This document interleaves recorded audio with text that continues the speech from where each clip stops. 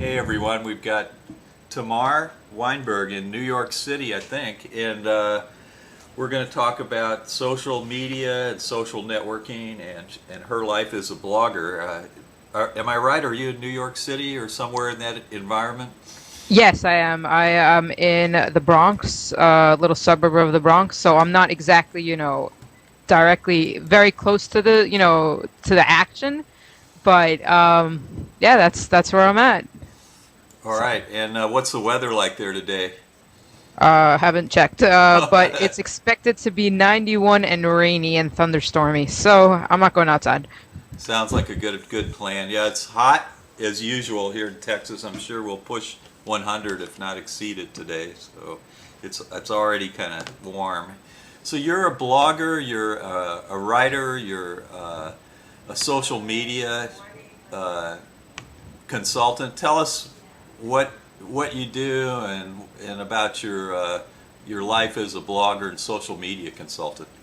Okay. Well, interestingly, I made my foray into this whole thing by doing computer system administration, and I started working for a web design firm. And when I came from there, I've always been involved in social media and social networking. From like Facebook, I was an early adopter. There were only three schools, I believe, that was open to Facebook: Columbia, Harvard, and I think maybe Penn. And I happened to have gone to Columbia, so I had access to that. And I've always just, been an early adopter of all these social media sites. And I also, I've always had a passion for the internet. And I thought the only way to really do that was to get into computer administration. But little did I know that, when I got this job at a web design firm, they were doing SEO and they also were doing social media. So, everything, I was maintaining computers for a good period of time, maintaining servers, and there was a lot of downtime, I guess, for me to explore a lot of social media and social networking. And I ended up sort of just taking the next step and offering consulting to a number of clients. I guess that's pretty much history after that. That's sort of how I started with social networking. With regards to blogging, I've always wanted to write. I guess since I was a little kid, I've wanted to be an author. And I mean, this is sort of the best of both worlds because I'm integrating my passion for internet and I'm also blogging all the time. I write for my own blog, techipedia.com. I write for Search Engine Roundtable on search-related topics. I write for Lifehacker. I'm a contributing writer there. And I also am the community and marketing director of Mashable.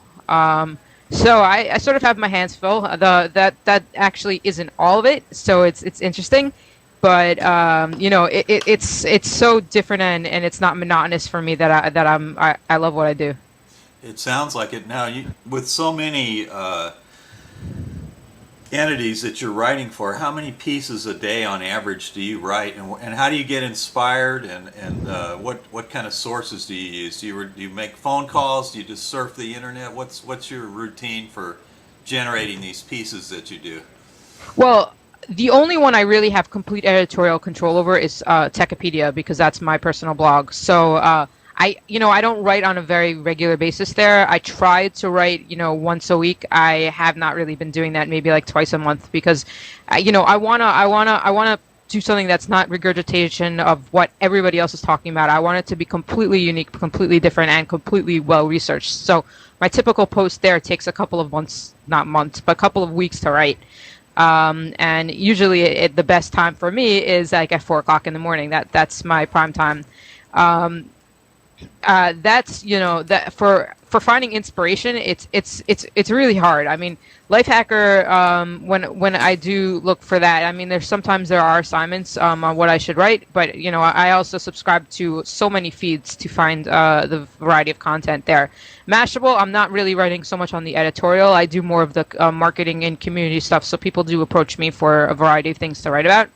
And that's what I do there. And when it comes to Search and Roundtable, there's sort of some strict definitions on what is exactly allowed on Search Engine Roundtable because it's actually forum discussion, not blog discussion, on what's allowed there. So there's a number of forums that we monitor, and sometimes I'll find some content, but usually because I'm not the early bird like you are. I'm not, yeah, it's really true. My the main editor, Barry Schwartz, he surfs the forums at like 6, 7 in the morning, and he finds the best content. I mean, it's really like his baby. He's been watching the site since 2004, and he makes sure that there's no like duplicate stories. And and in terms of the numbers there, Search and Roundtable, I guess I produce about 4 or 5 a day. It varies for Mashable and Lifehacker. Sometimes it's, I don't write as often for Lifehacker as I used to. I do a lot more of behind the scenes work. So, I mean, I would say that on average I write about like 4 blog posts at least every weekday. But it could go up a lot more. I mean, I used to write Lifehacker 6 posts a weekend, and Mashable sometimes it's a couple, like 3 or 4.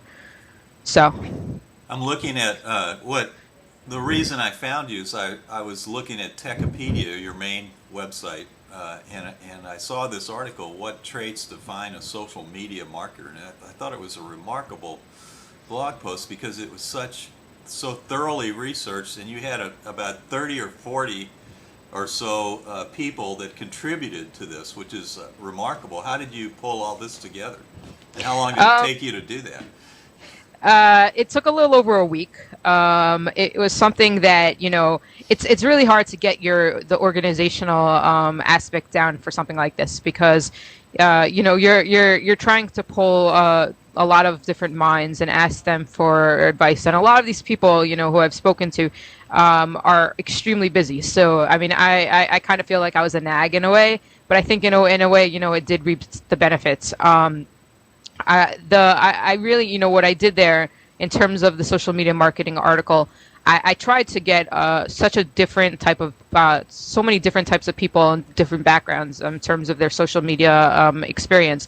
A lot of people are they come from a search marketing background, and a lot of people completely come from like a new media PR background. And I really wanted to sort of merge that together. And I also just kind of asked bloggers who are involved in like social sites and they're a little more familiar with the area than say John Doe on the street.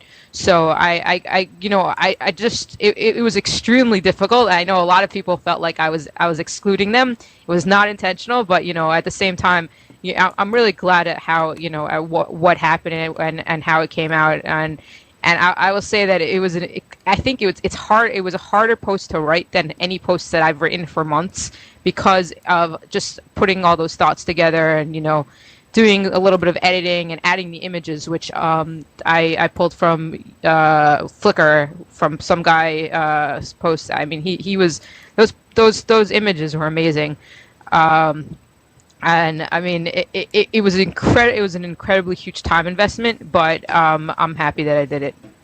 So, what is after doing this whole big blog post, and it's an enormous blog post. It took me about 40 minutes to read it, and you have to. It's not like a fast read. It's like because there's so many different viewpoints, you kind of have to shift your orientation to read each piece through there. What is your response? What traits do you feel like define a social media marketer? Being a social media marketer yourself. Okay. Well, I think that there really are 3 key points. Well, number 1 is community. I am a huge proponent of knowing and understanding that community. Knowing that you can write. I'm not. I'm going to go a little bit extreme here, but if you have a site for Viagra, you're not going to be submitting it to Dig. You got to kind of understand that they're the right communities for this. I guess on a less extreme level, if you have a site on women's issues, it's also Dig might not necessarily work for you, but another site like Curtsy or Cafe Mom maybe even it might do a little better, fare a little better. So there's so many social media sites out there. I'm sure there are like hundreds of thousands of that might be a huge number, but there are so many sites that are waiting to be discovered. I don't think there's a shortage of sites, and I think people need to understand that you can't just write an about page or something and that lacks the right kind of content and expect it to do well on social media sites. So you really do need to understand the community. The second thing is you really need to participate.